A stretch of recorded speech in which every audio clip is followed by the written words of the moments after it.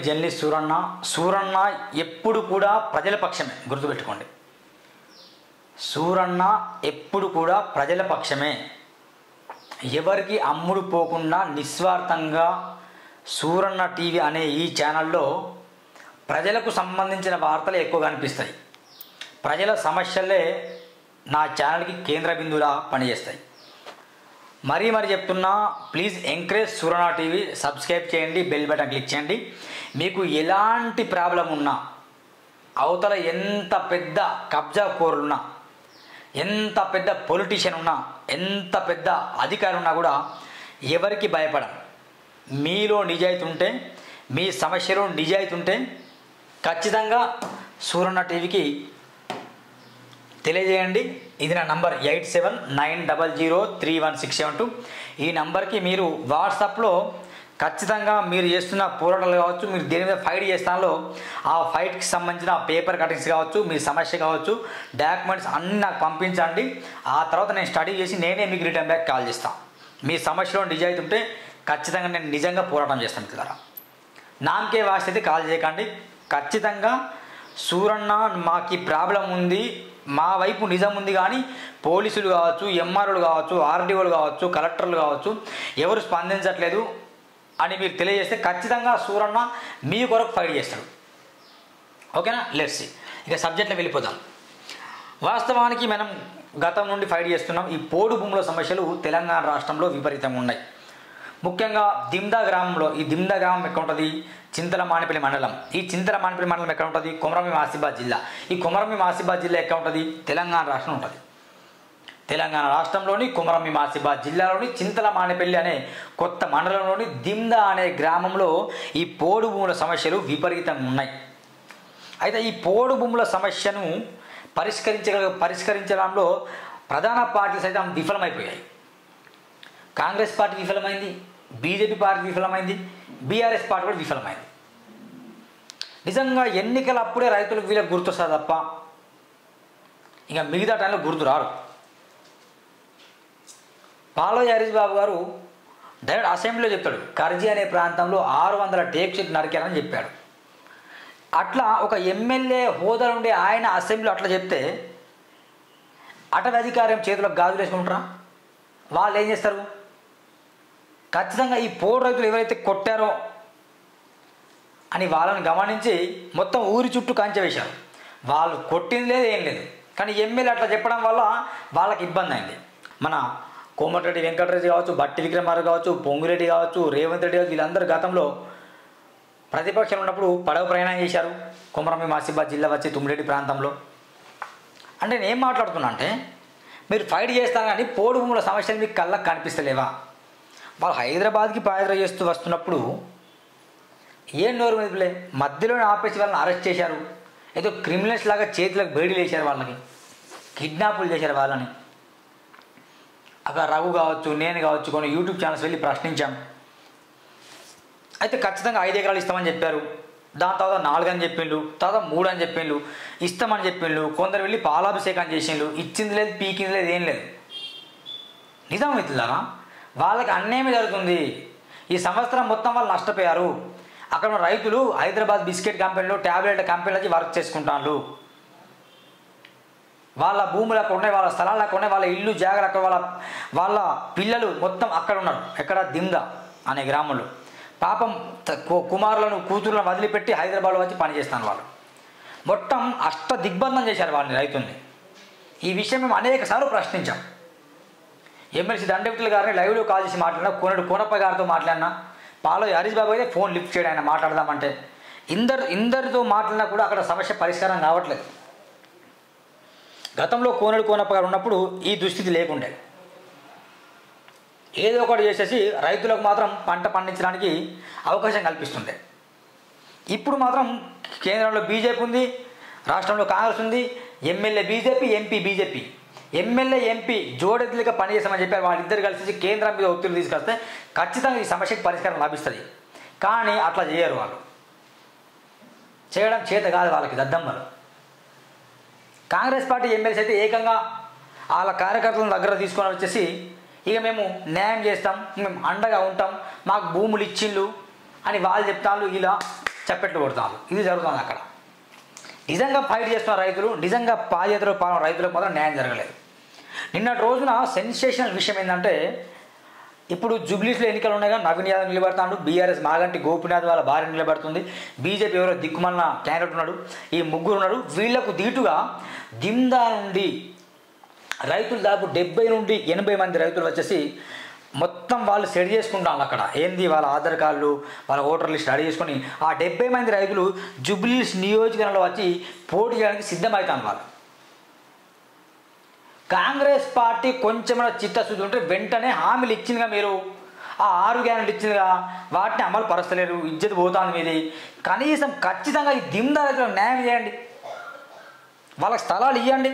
నామకే వేస్తే ఎందుకు ఫారెస్ట్ అధికారులు చెప్తాను, నామకే వేస్తే ఎందుకు ఎమ్మెల్యే దీక్ష విరమింపజేసిండు, చేసుడు ఎందుకు, దీక్ష విరమింపజేసుడు ఎందుకు, నిమ్మరసం తాగుడు ఎందుకు, నామకే వేస్తే ఎందుకు ఎమ్మెల్సీ గారు మాట ఇచ్చుడు మళ్ళీ మభ్యపెట్టుడు ఎందుకు, వాళ్ళెందుకు పాలాభిషేకం చేస్తాను. నిజంగా రైతులు అక్కడ 5 ఎకరాలు ఇచ్చినట్ట, 4 ఎకరాలు ఇచ్చినట్ట, 3 ఎకరాలు ఇచ్చినట్టు వాళ్ళు పాలాభిషేకం చేస్తాను. నేను లైవ్లో కాల్సిన ఏంది మిత్రులారా, మీకు నిజంగా పట్టాలు వేసిండు, వాళ్ళేమో పట్టాలు రాలేదని చెప్తాను, వీళ్ళేమో పాలాభిషేకం చేస్తాను, ఎమ్మెల్యే దీక్ష చేసిండు మళ్ళీ విరమింపజేసిండు, ఆ ఎమ్మెల్సీ ఏమో ఇచ్చినని చెప్పిండు.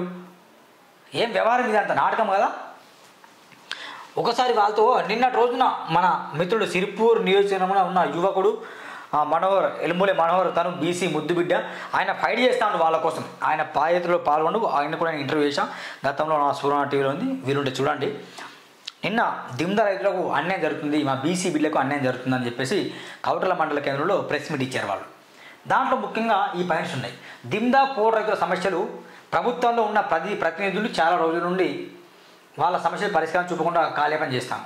దిమ్దా రైతుల పక్షాన ఈరోజు ప్రెస్ మీట్లో వాళ్ళ కుటుంబానికి 4 ఎకరాలు ఇస్తామని ప్రభుత్వంలో ఉన్న ప్రతినిధులు మరియు అటవీ శాఖ అధికారులు వాళ్ళతో చర్యలు చేసి ఒక్క లిస్టు చేసినారు, కానీ వాళ్ళకి ఇప్పటివరకు వాళ్ళ భూములు పంచి ఇవ్వకుండా చాలా రోజుల నుండి కాలేపం చేస్తాను. ఇది వాస్తవం. మీటింగ్లు పెడతాను, పాలాభిషేకం చేస్తాను, మాటలు మాట్లాడతాను, మభ్య పెడతాను, కానీ స్థలాలు వస్తలేవు వాళ్ళకి. ఈ 6 గ్యారెంటీ లెక్కనే ఇది కూడా ఫెయిల్ గ్యారెంటీ.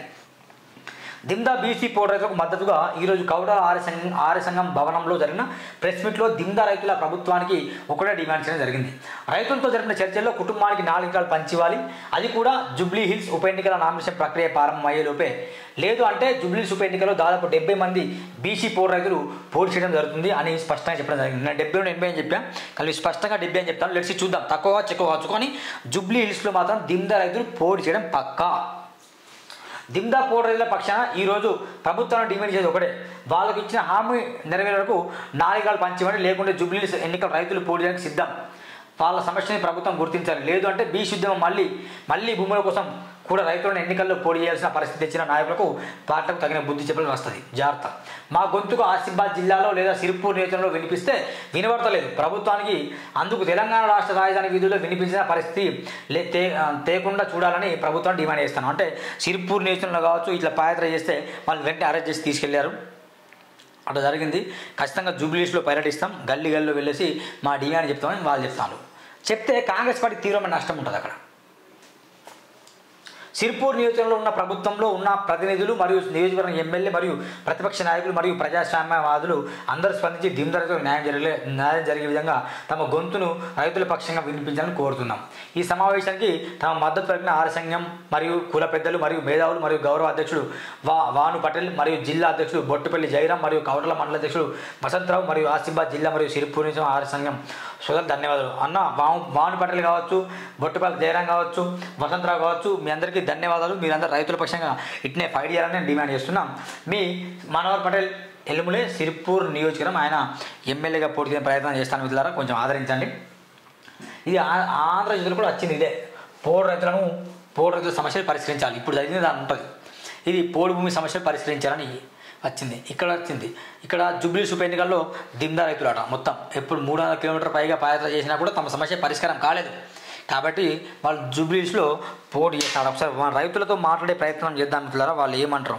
రైతులతో మాట్లాడదాం. అంత మాత్రం ఎమ్మెల్సీ అధికారులు కూడా మనోహర్ పటేల్ కూడా కాల్ చేస్తాం. ఎలుములి మనోహర్.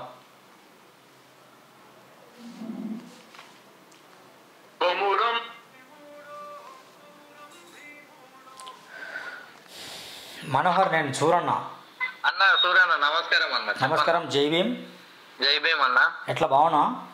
బాగున్నా. నిన్నటి రోజున ప్రెస్ మీట్ చాలా బాగా చెప్పారు మీరు. మీ పాయింట్స్ కూడా నేను చదివిన లైవ్లో. ఇప్పుడు ఓకే అన్న. మీకు అభ్యంతరం లేదు, మీతో లైవ్లో మాట్లాడుతున్నా. ఓకే అన్న. వాటి అసలు ఏంది అసలు నిజంగా 70 మంది 80 మంది చేస్తారా పోటీ? అవునన్న, పోటీ చేస్తారు జూబ్లీహిల్స్లో. జూబ్లీ హిల్స్ ఉప ఎన్నికల పోటీ చేయడానికి సిద్ధంగా ఉన్నారు. వాళ్ళు అన్ని పేపర్స్ అన్ని రెడీగా పెట్టుకొని ఉన్నారు.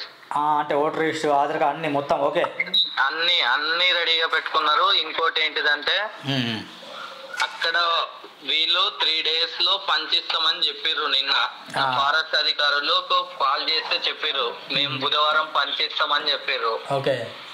దండవిట్టలు కూడా మా సంఘం అధ్యక్షుడికి ఫోన్ చేసి చెప్పారంట, జయరాంకు. ఓకే. మేము మాట ఇచ్చినాం కదా, ఆ మాట ప్రకారం మేము పనిచేస్తామని చెప్పారు. ఒకవేళ ఈ బుధవారం పని చేయకపోతే ఆ రోజు సాయంత్రమే వచ్చేసి అక్కడ గురువారం నామినేషన్ వేసేస్తారు. ఇప్పుడు మీరు 300 కిలోమీటర్ పాదయాత్ర చేసేయాలి. అప్పుడు నువ్వు కూడా వచ్చినావు. అవునవును. మీరు వచ్చారు అప్పుడు వాళ్ళు మిమ్మల్ని మేము కూడా లైవ్లో అప్పుడు తీసుకున్నాం.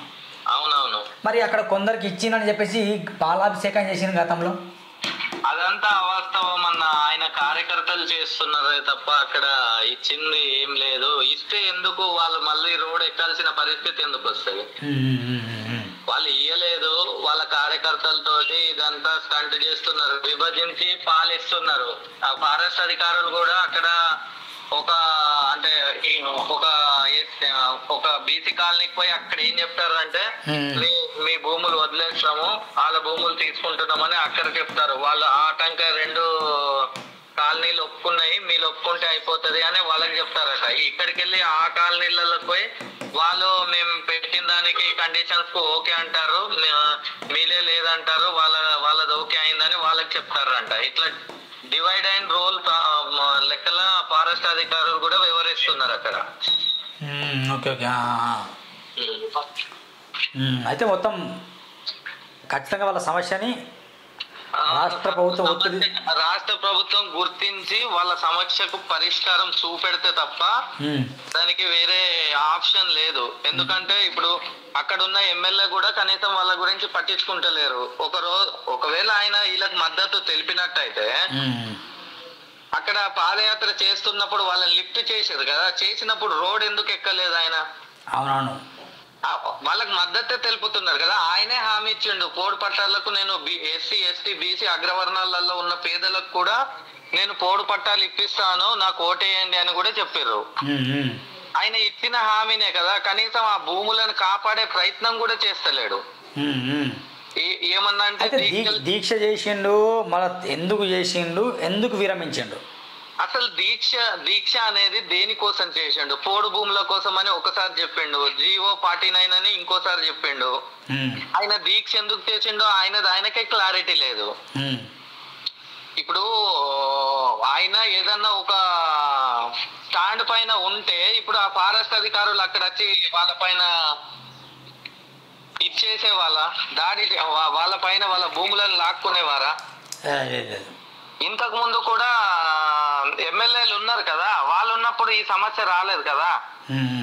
ఈయన వచ్చిన తర్వాత ఎందుకు ఉత్పన్నం అవుతుంది? ఈయనే మళ్ళా అసెంబ్లీలో చెప్పిండు. అవునవును. గతంలో కోనేడు కోనప్ప గారు ఉన్నప్పుడు వాళ్ళ కృష్ణ వెళ్ళేసి ఫారెస్ట్ అధికారులను కొడితే సుప్రీంకోర్టులో కేసు కూడా అయింది. మరి ఈయన ఎందుకు అలా చేయాలని చెప్పట్లేదు, కాకపోతే ఈయన ఎందుకు అట్లా పోయి వాళ్ళ ముందు నిలబడి ఎందుకు మాట్లాడలేకపోతున్నాడు అని. ఆ దిమ్దా వాళ్ళకి ఎన్ని సమస్యలు ఉన్నాయంటే, దిమ్దాకు బాగుంది, వాళ్ళ పరిస్థితి ఎంత దారుణం అంటే చాలా దుర్భరమైన పరిస్థితి. ఓకే. గవర్నమెంట్ కూడా అక్కడి దాకా వచ్చిన వాళ్ళని లిఫ్ట్ చేసినప్పుడు వీళ్ళు గవర్నమెంట్ ప్రతినిధిగా ఎవరో దండవిట్టలు పోయి చర్చలు చేశారు. చేసినప్పుడు వాళ్ళు ఏం చెప్పారు, మేము రేషన్ కార్డుకు 4 ఎకరాలు ఇస్తాము, ఇప్పుడు 3 ఎకరాలు ఉన్న వాళ్ళకి 3 ఎకరాలు దున్నుకో అని వాళ్ళకి చెప్పారు. ఇప్పుడు అదే విధంగా ఆ 4 ఎకరాలు ఇస్తానని లిస్ట్ చేసారు, దున్నుకోమన్నారు. కాకపోతే అక్కడ పోయి పనులు చేసుకుంటా అంటే పాపం ఒక వికలాంగుడు ఉన్నాడు, ఆయన వరి వేసుకుంటే ఆ వరికి పోయి గడ్డి మందు కొట్టిర్రు ఫారెస్ట్ అధికారులు. పొలంలో పంట వేసుకున్న తర్వాత పొలానికి మళ్ళీ ఆయన ఒక్కొనే టార్గెట్ చేసిర్రు ఈ పరిస్థితి. Okay okay. మరి గతంలో అసెంబ్లీలో కూడా పాల్వాయి హరీష్ బాబు మాట్లాడాడు, కర్జీ ప్రాంతంలో ఈ దిమ్దా రైతులు వెళ్ళేసి 600 టేక్స్లో నరికిందని చెప్పిండు. అదే అవాస్తవం అన్న. అది ఏదో జరిగి ఏదో అయ్యి ఆ చెట్లు పడిపోతే అదంతా తెచ్చి వీళ్ళ మీద పెట్టేసి దిమ్ద ఫారెస్ట్ ఏరియాలనే కొత్త పోడు కొడతారని అవాస్తవమైన మాటలు అసెంబ్లీలో మాట్లాడిండు. ఆయన మాట్లాడడం వల్లనే ఇప్పుడు ఆ రైతులకు చాలా ఇబ్బందులు అవుతున్నాయి. అదే బీసీల గిరిజనులకు కావచ్చు, గిరిజన నేతలకు కావచ్చు ఖచ్చితంగా పట్టాలు ఇస్తాం గెలిచిన తర్వాత. ఒకవేళ నేను ఇవ్వకపోతే పాల్వాయి హరీష్ బాబు నేను పాల్వాయి పురుషోత్తమ కొడుకుగా అని చెప్పిండు. అవునవును చెప్పారు. కావాలంటే మీకు వీడియోలు కూడా చూపిస్తాను. ఆయన ఇచ్చిన హామీలు కాంగ్రెస్ గవర్నమెంట్ ఇచ్చిన హామీల కంటే ఎక్కువ ఉన్నాయి. ఎన్ని ఇచ్చిండు? 6 గ్యారెంటీ కానీ ఈయన ఎన్ని గ్యారెంటీలు ఇచ్చిండు? ఈయన చెప్తేనండి పోడు పట్టా ఇప్పిస్తానన్నాడు. ఎస్సీ ఎస్టీ బీసీ మైనారిటీలో ఉన్న అగ్రవర్ణాలకు కూడా పోడు పట్టాలు ఇప్పిస్తానని చెప్పిండు. సెంట్రల్ లో చట్టం చేసి మరి పార్లమెంట్ లో చట్టం చేసి మరి ఇప్పిస్తానని చెప్పిండు. ఇంకోటి ఆయన బెంగాలీలను ఎస్సీ జాబితాలో చేరుస్తా, సెంట్రల్ లో ఎస్సీ జాబితాలో చేరుస్తానని బెంగాలీ సామాజిక వర్గానికి హామీ ఇచ్చారు. మాలీలకు ఎస్టీ జాబితాలో చేర్పిస్తానని వాళ్ళకు మాట ఇచ్చారు. ఆ ప్రాణహిత ప్రాజెక్టును జాతీయ ప్రాజెక్టు గా గుర్తించే విధంగా కృషి చేస్తా, నేను సెంట్రల్ తోటి మాట్లాడతా, అటు మహారాష్ట్రలో కూడా బీజేపీ ప్రభుత్వం ఉన్నదని చెప్పిండు. ఇంకా ఆయన ఏం చెప్పిండు, దిమ్ద బ్రిడ్జిని కట్టిస్తానని చెప్పిండ్రు. మండలానికి ప్రతి విలేజ్ కు కనెక్ట్ అయ్యే విధంగా రోడ్లు వేపిస్తా అని చెప్పిండు. ఏం చేయలేదా? ఇవన్నీ ఎక్కడ చేసిర్రు అన్న? ఒక తట్టెడు మట్టి కూడా వేయలేదు. అక్కడ అభివృద్ధి అనేది ఎక్కడ ఉన్నది? ఇంతకముందు వాళ్ళు ఇప్పుడు ఎంపీ ఎలక్షన్ లో కూడా చెప్పిండు, నేను సగం వరకు వచ్చిన, నేను ఆల్రెడీ నన్ను గెలిపించారు, సగం దాకా తీసుకొచ్చారు, ఇప్పుడు ఎంపీకి కూడా ఓటేసి జోడెడ్లుని చేయండి, జోడెడ్లుగా పనిచేస్తాం. ఆయన సెంట్రల్ లో ఆయన మాట్లాడతాడు, నేను ఆడికెళ్ళి ఫండ్ తెస్తా అంటాడు. ఇప్పుడు ఆయన 100 కోట్లు వచ్చినాయని చెప్పారు, గెలిచిన 100 రోజులలో 100 కోట్లు సాధించిన అని చెప్పారు. ఓకే, ఆయన బిర్జీలు తెచ్చిండేమో, అది ఎవరికి తెలియదు. ప్రొసీడింగ్లు కూడా ఎవరికి ఇచ్చారో ఇయ్యలేదో ఎవరికి తెలియదు ఆ విషయం. కానీ ఆయన అయితే ప్రకటించుకున్నారు. ఒక సెంట్రల్ గవర్నమెంట్ అయితే డైరెక్ట్ గా ఒక ఎమ్మెల్యేకి ఫండ్ ఇచ్చే అధికారం అయితే లేదు. అట్లా ఏ గవర్నమెంట్ కూడా ఇయ్యలేదు, అట్లా రాదు కూడా. ఏమన్నా ఉంటే స్టేట్ కి ఇచ్చి స్టేట్ నుండే ఆయనకి ఇవ్వాలి. ఓకే, మొత్తం ఇప్పుడు మనోహర్ గారు పాల్వాయి హరీష్ బాబు పరిపాలనకు సిరిపూర్లో మీరు 100 మార్కులకు ఎన్ని మార్కులు ఇస్తారు? 100 మార్కులకు ఆయనకు మార్కులు వేయడం కూడా వేస్తే ఆ విషయంలో మాట్లాడడమే దండగా. అంటే జీరోనా? జీరో. ఆయన దొరల పాలన సాగిస్తున్నాడు అక్కడ. ఓకే రైట్ మనోహర్ గారు, ఒకసారి జూబ్లీహిల్స్ ఎన్నికలు అంటే వాళ్ళు ఎప్పుడు రైతులు వస్తారో నాకు చెప్పండి. ఖచ్చితంగా వాళ్ళని ఎదుర్కొంటా. ఖచ్చితంగా డెఫినెట్ గా వస్తారు. బుధవారం రోజు వాళ్లకు పంచిస్తామని చెప్పారు. ఒకవేళ అక్కడ ఏది కూడా జరగకపోయినా వాళ్ళు డెఫినెట్ గా అక్కడికి వస్తారు, పోటీ చేస్తారు. ఖచ్చితంగా ఉంటాం మనం. Thank you. మరి ఓకే రైట్. ఇదండి మనోహర్ గారు చెప్పిన మాట ముచ్చట. వాస్తవానికి పాల్వాయి హరీష్ బాబు సిరిపూర్లో 0 మార్క్స్, 100కు 0 అట. తుస్సు ఎమ్మెల్యే, ఆయన తుస్సు ఎమ్మెల్యే అంటే ఎమ్మెల్యే ఉండి కూడా ఏం లేనట్టు కదా. మనోహర్ గారితో నేను మాట్లాడిన మాట ముచ్చట లైవ్లో తీసుకున్నా. ముఖ్యంగా చూస్తే కనుక ఫారెస్ట్ అధికారులు, ఇప్పుడు నేను క్లియర్గా వర్ణిస్తాను. ఫారెస్ట్ అధికారులు ఖచ్చితంగా మీ భూములు ఎటువో మీకు ఇస్తామని చెప్తున్నాడు. కానీ ఊరిని మొత్తం దిగ్బంధం చేశారు. అసలు పట్టాలు ఇవ్వట్లేదు. నెంబర్ 1. నెంబర్ 2, దండవిటలేమో కాంగ్రెస్ పార్టీ అధిష్టానంతో మాట్లాడి ఇస్తాను ఖచ్చితంగా ఇస్తాను, రేపు ఇస్తా, ఎల్లుండి ఇస్తా, 5 ఎకరాలు ఇస్తాను, 4 ఎకరాలు ఇస్తాను చెప్తాను. ఒకవేళ ఇస్తే మాత్రం దండవిటలకి కొంచెం మంచి పేరు ఉంటుంది. ఇస్తే మంచి పేరు ఉంటుంది. ఇవ్వకుంటే మాత్రం ఇక ఎమ్మెల్సీ దండవిటల్ గారు మాట ఇచ్చి మభ్యపెట్టిననే ఒక సందర్భం అయితే ప్రజలకు అర్థమవుతుంది. దాదాపు జూబ్లీహిల్స్ ఆ రైతులు కనుక ఒకవేళ దండవిటల్ గారు కావచ్చు, ఫారెస్ట్ అధికారులు కావచ్చు, ఎట్టి పరిస్థితుల్లో మాకు భూములు కనుక ఇవ్వకపోతే ఖచ్చితంగా 70 మంది రైతులు జూబ్లీహిల్స్ ఉప ఎన్నికల్లో వచ్చేసి పోటీ చేయడానికి సిద్ధమవుతూ అన్ని రెడీ చేస్తున్నారట. కొందరేమో మాకు ఇచ్చిన అని చెప్పేసి పాలాభిషేకం చేస్తాను. ఆ తర్వాత కొందరు ఇక్కడ బీజేపీ ఎమ్మెల్యే మాత్రం మొద్దు నిద్రపోతాను, ఆయన ఏం మాట్లాడలేదు వీళ్ళ గురించి. ఏమనంటే దీక్షలు చేస్తానని చెప్తాను. ఆ దీక్షలు దేని కొరకు అర్థమవుతుంది ప్రజలకి. కన్ఫ్యూజన్లో ప్రజలు ఉన్నారు. ఒకసారి మహారాష్ట్రలో సిరిపూర్ని కలపని చెప్తాడు, ఒకసారి దీక్ష చేస్తాడు, మళ్ళీ నిమ్మరసం తాగాడు. సెంట్రల్ మన కొందరు ఎమ్మెల్యేలు వాళ్ళకి మద్దతు ఇస్తారు. వాళ్ళు ఎందుకు వచ్చిన తెలియదు, సిరిపూర్లో వచ్చి ఏం చేసిన తెలియదు వాళ్ళకు. అంటే మొత్తం బీజేపీ డ్రామా అర్థమైంది. ఇక్కడ ప్రతిపక్షాలు మాత్రం అక్కడ కొంచెం ఆర్ఎస్ ప్రవీణ్ కుమార్ కావచ్చు, కోనప్ప ఇద్దరు కొంచెం వాళ్ళ కోసం ఫైట్ చేస్తాను. నిజంగా వాళ్ళకి ఈ విషయం ధన్యవాదాలు తెలియజేస్తున్నా. ఇక మొత్తం రోడ్డు పాలన కుటుంబాలు, ఇక వీళ్ళందరి వల్ల బలైన ఎవరు కుటుంబాలు, రోడ్డు పాలన కుటుంబాలు బలైనాయి. హైదరాబాద్లో వచ్చేసో ఎక్కడనో అటు మహారాష్ట్రలో కొందరు ఆంధ్రప్రదేశ్లో వెళ్ళి చిన్న చిన్న పనులు చేసుకుంటున్నారు డబ్బుల కోసం. అక్కడ మొత్తం దిగ్బంధమైంది మిత్రులారా. కాబట్టి దిమ్దా రైతులారా మరొకసారి ఆలోచించండి. మీరు రండి, జూబ్లీస్లో పోటీ చేయండి. రాకపోతే మీకు పట్టాలు రాకపోతే జూబ్లీస్లో పోటీ చేయండి. మీ వైపు సువర్ణ టీవీ ఖచ్చితంగా ఉంటుంది. Thank you very much. Bye bye.